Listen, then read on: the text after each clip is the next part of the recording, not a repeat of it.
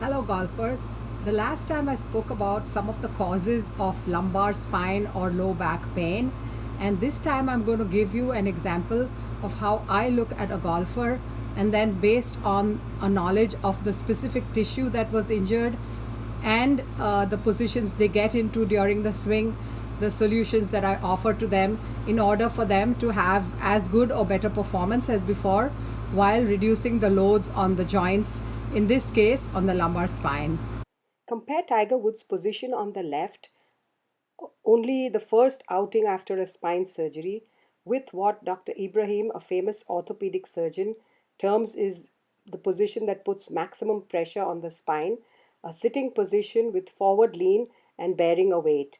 Mind you, the golf club exerts about 100 pounds of force when a golfer is swinging fast and close to impact. Combine this downswing position with spinal rotation and side bend, and you have a deadly cocktail that a professional golfer who must practice a lot and has great speed is sure to get disc herniation from. Fast forward to 2020, a year in which Tiger Woods has said bending, twisting, turning, and moving are the only issues in his golf swing. What is he doing getting into this deep hip forward squat and quick rotation position?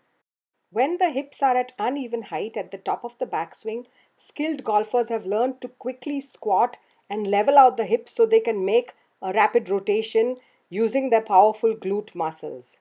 Few people realize that when the hips are so forward flexed, the powerful external rotators of the trail thigh actually become internal rotators and really have to be forced to produce some movement. Remember when just a while back Tiger said, "My glutes aren't firing correctly"? So, why on earth do skilled golfers use the glutes at all? The gluteal muscles are not the ideal muscles to produce torso rotation, and moreover, all they serve to do is compress the discs of the trail side. Far more useful are the big external obliques of the front of the torso for creating easy and smooth torso rotation.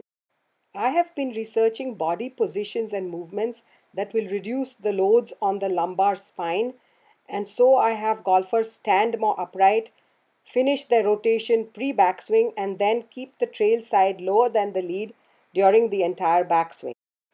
As a result, the golfer on the right has much less forward bend at impact and also has the pelvis rotated from closed to square rather than becoming so open in the downswing, which adds to the lateral flexion and creates a lot of disc injury for any skilled golfer. Check out my well researched golf swing that will reduce the range of motion and loads on the lumbar spine and many other joints. And for lessons, check out www.mgs.golf or yourgolfguru.com.